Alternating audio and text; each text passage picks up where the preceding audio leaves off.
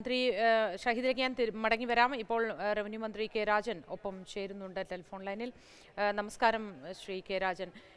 ഇപ്പോൾ വളരെ പരിഭ്രാന്തമായ ഒരു അന്തരീക്ഷത്തിൽ നിൽക്കുന്ന സമയത്ത് തന്നെയാണ് വയനാട്ടിലും കോഴിക്കോടിൻ്റെ ചില പ്രദേശങ്ങളിലുമൊക്കെ ഇത്തരത്തിൽ വീണ്ടും ഒരു പ്രകമ്പനം ഉണ്ടാവുന്നത്.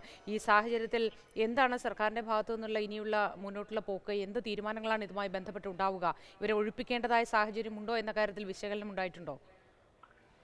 ഇത് നമ്മളിപ്പോ ചിലര് പറയുന്നത് പോലെ ഇതൊരു ഭൂമി കുലുക്കമാണെന്നൊന്നും ഫൈനലിസ്റ്റ് ചെയ്യാവുന്ന വ്യക്തമായിട്ടില്ല. ഭൂമി കുലുക്കമാണ് എന്ന് ഉള്ളത് സംബന്ധിച്ച് രേഖകളും ഇതുവരെ ഒന്നും വന്നിട്ടില്ല. നമ്മുടെ KSEBയുടെ സീസ്മോഗ്രാഫിലോ നാഷണൽ സെന്റർ ഫോർ സീസ്മോളജിയുടെ റിപ്പോർട്ടിലോ ഇങ്ങനെ ഒരു ഭൂചലനം ഉണ്ടായതായി അല്ലെങ്കിൽ ഒരു ഭൂമി കുലുക്കം ഉണ്ടായതായി കാണുന്നില്ല. ചിലപ്പോൾ മഴ കൂടുതൽ വന്ന നേരത്തെ ഉണ്ടായ പൊട്ടലിന്റെ ഭാഗമായി ഒന്ന് സെറ്റിൽ ചെയ്യുന്നത് പോലെ പാറയിലുള്ള റോക്കിലുള്ള ഏതെങ്കിലും ഒരു വിള്ളലോ അല്ലെങ്കിൽ പാറ അകന്നത് മൂലമുള്ള ശബ്ദമോ ആകാമെന്ന് കൂടി ജിയോളജിസ്റ്റുകളും ഹസാർഡ് അനലിസ്റ്റുമാരും ഒക്കെ നമ്മളോട് പറയുന്നുണ്ട്. എന്തായാലും GSIയുടെ ഒരു ടീം ഇപ്പോൾ ഇവിടെ ഉണ്ട്. GSIയുടെ ഡെപ്യൂട്ടി തന്നെ ഇവിടെ നമുക്ക് നിൽക്കുന്നുണ്ട്. നാഷണൽ റിമോട്ട് സെൻസിങ്ങിന്റെ സെന്ററിന്റെ കേരള സെന്ററിന്റെ ഹെഡും ഇവിടെയുണ്ട്. അപ്പോ അവരത് വെച്ച് ഒരു അടിയന്തരമായിട്ടുള്ള അന്വേഷണം ഇക്കാര്യത്തിൽ നടത്തി റിപ്പോർട്ട് ജില്ലാ കളക്ടർക്ക് ലഭ്യമാക്കാൻ ആവശ്യമായിട്ടുള്ള നടപടികൾ ഇവിടെ ആരംഭിച്ചിട്ടുണ്ട്. ഈ മഴയുടെ സാഹചര്യമാണ്, അതുകൊണ്ട് കൂടി ഒരു ഡ്രോൺ ഫ്ലൈറ്റ് നടത്താനും നമ്മൾ ഇപ്പോ നോക്കുന്നുണ്ട്. മുകളിൽ നിന്നുള്ള ആകാശ ചിത്രങ്ങൾ എടുത്ത് പാറയിൽ ഏതെങ്കിലും തരത്തിലുള്ള വിള്ളലുണ്ടായിട്ടുണ്ടോ എന്ന് മനസ്സിലാക്കാൻ കഴിയുന്ന ഒരു ഡ്രോൺ ഫ്ലൈറ്റ് കൂടി ഇപ്പോ നമ്മൾ ആലോചിച്ചിട്ടുണ്ട്. പുഴയുടെ ചാലുകളിലുള്ള കളർ വ്യത്യാസം ഏതെങ്കിലും വിധത്തിൽ വന്നോ എന്ന് നോക്കാൻ പ്രാദേശികമായിട്ട് ആളുകളെ ചുമതലപ്പെടുത്തിയിട്ടുണ്ട്. ഇതിന്റെ കൂടി അടിസ്ഥാനത്തിലായിരിക്കും നമുക്കൊരു വിവരം ലഭ്യമാവുക.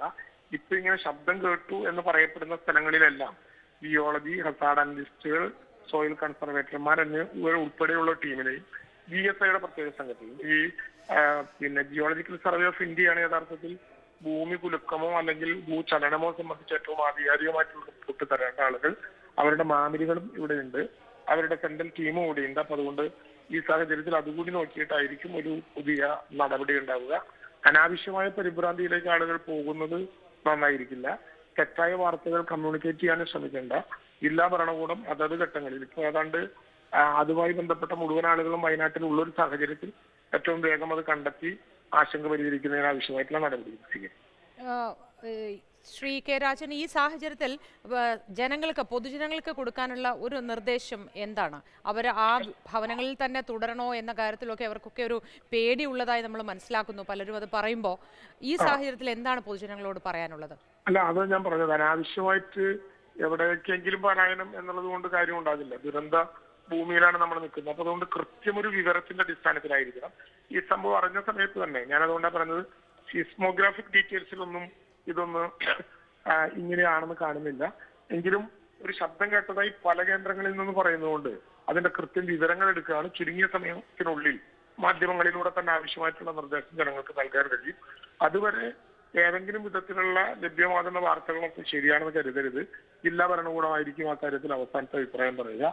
എന്തായാലും വളരെ വേഗം അത് നിയന്ത്രിക്കാൻ കഴിയുന്ന വിധത്തിൽ സംസ്ഥാനത്തെ എല്ലാ അന്വേഷണ നേതൃത്വവും അവിടെ ഉണ്ട് എന്നുള്ളത് ഈ ഘട്ടത്തിൽ ഒരു ആശ്വാസനമാണ്. ശരി, വളരെ നന്ദി ശ്രീ കെ രാജൻ.